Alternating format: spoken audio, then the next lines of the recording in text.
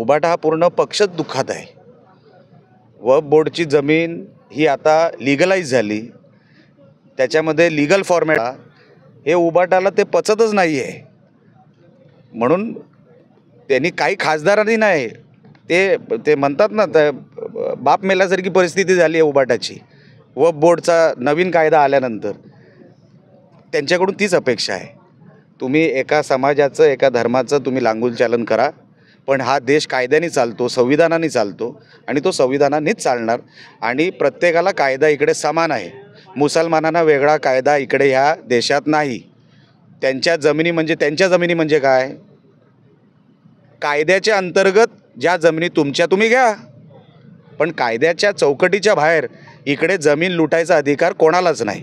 आणि उद्धव ठाकरे आणि त्यांच्या पक्षाला किती जरी वाईट वाटलं असेल तरी वक्फ बोर्डाच्या जमिनी ह्या कायद्यानीच इकडे चालणार, हा देश कायद्यानीच चालणार। बाहेर फाडायला काय किंमत आहे?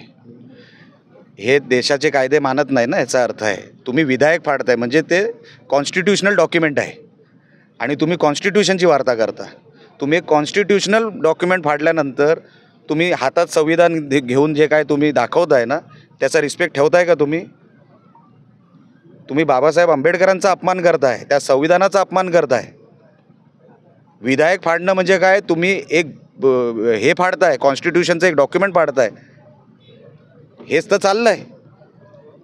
काही समाजातली लोक त्यांना असं वाटतंय की आम्ही करू तोच कायदा, कारण का काँग्रेसने इतके वर्ष त्यांना सांभाळायचं काम केलं, आता सडनली अचानकपणे त्यांना कायदा फॉलो करावा लागतोय, त्यांना ते कळत नाही आहे।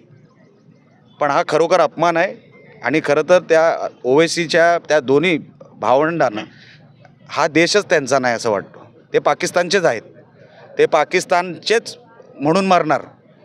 त्यांना दुसरा काही आपल्या देशाबद्दल आस्था नाही। भारत माता की जय ते म्हणत नाही, वंदे मातरम म्हणत नाही, जनगण मन म्हणत नाही, भारत माता की जय म्हणत नाही।